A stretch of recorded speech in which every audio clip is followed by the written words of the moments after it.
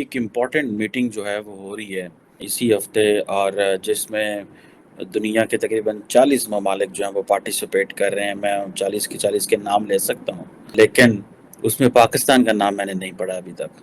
लेकिन सारी दुनिया इकट्ठी हो रही है। और आपको पता है ब्रिक्स बेसिकली जो Brazil, Russia, India, China and south Africa, 5 ममालिक जो हैं, ये एक इनके ग्रुप है जिसकी बातें ये चल रही हैं कि वो इसको एक्सपैंड करने जा रहे हैं। और मज़े की बात है, ना पाकिस्तान के एक्सपेंशन में नाम है, किसी चीज़ में नाम नहीं।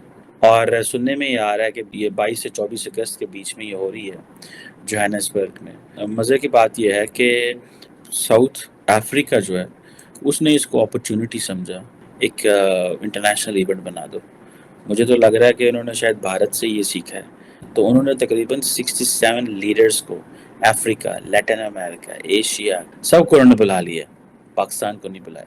पहली वजह तो ये, मैं एक दफ़ा साउथ अफ्रीका गया, उन्होंने मुझे बताया कि आज तक कोई पाकिस्तानी प्राइम मिनिस्टर कभी साउथ अफ्रीका नहीं है। इन्होंने अफ्रीका में 7 एम्बेसीज खोल दी, उधर डिप्लोमेट जाते ही नहीं।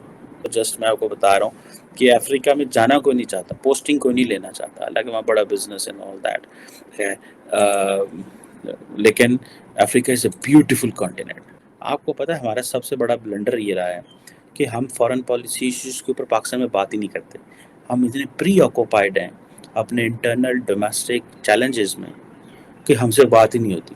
This is what is going on, कि डिप्लोमेसी कोई नहीं हो रही। बस इतना ही हो रहा है, आपके यहाँ चर्च क्यों चलते हैं, आप जो है वो एक दूसरे को क्यों मारते हैं।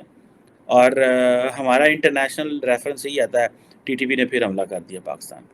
अब ब्रिक्स एक्सपेंशन की बात हो रही है, 40 country, Saudi Arabia, Iran, UAE, Argentina, Indonesia, सब पहुंच गए वहाँ पे। है कभी पाकिस्तान का ना है।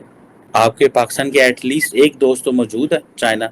क्यों पाकिस्तान को नहीं ले रहे? इंडिया बांग्लादेश को लेके जा रहा है वहाँ पे, इजिप्ट देखें वो उसको भी लेके जा रहे हैं, पैलेस्टाइन जा रहा है, और फ़लस्तीन जा रहा है, बांग्लादेश जा रहा है, ईरान जा रहा है, इंडोनेशिया जा रहा है।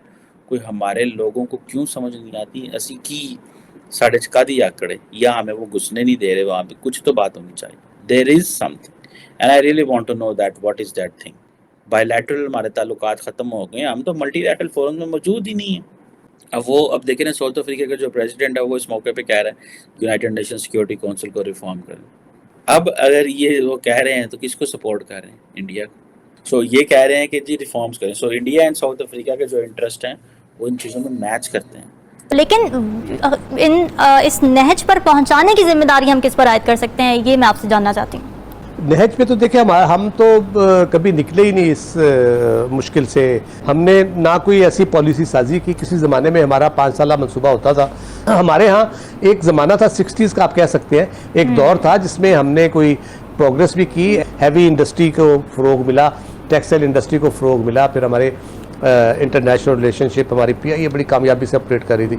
तो वो एक थोड़ा अरसा था, जिसके बाद हम फिर मशरक़ी पाकिस्तान का सानिया हुआ, और जिसके बाद हम नीचे से नीचे गिरते चले, लुढ़कते चले जा रहे हैं। हमें वक्ती तौर पे सहारा मिलता है, कोई अमेरिका के इंटरेस्ट यहाँ पे डेवलप हो जाता है रीजन में, हमें थोड़ा सा सहारा मिल जाता है, डॉलर आने शुरू हो जाते हैं, और उससे हम थोड़ा सा अपने आप को संभाल लेते हैं। तो ये कोई हल नहीं है।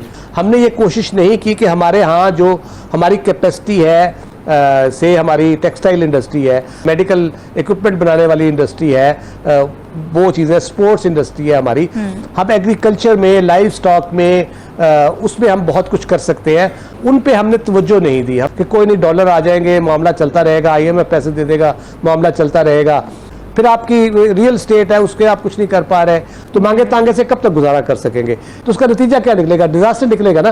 और लेकिन सर, साथ साथ पाकिस्तान में जो कुछ हो रहा है कि जिस तरह से चर्चेस को जलाया गया, लोगों के घरों को तोड़ा गया, अजीब सी बात है। बहुत से लोग कहते हैं कि भाई ऐसा कैसे हो गया कि 20 से ऊपर जो चर्च थे उनको जला दिया गया, तोड़ दिया गया, और कोई रोक नहीं पाया। क्या लग रहा है आपको, क्या इंप्रेशन गया पाकिस्तान का? पाकिस्तान का इंप्रेशन कुछ नया नहीं गया, यही इंप्रेशन पाकिस्तान का शुरू से है। Not surprise. अगर कोई चर्च बचा लेता तो we would have been surprise. Church जलना, मंदिर जलना, गुरुद्वारे को जलना, ये तो this is what expected from Pakistan. तो दुनिया को मेरे ख्याल से कोई मैसेज नया नहीं गया। It's an oft repeated message. लोगों को पता है पाकिस्तान क्या है।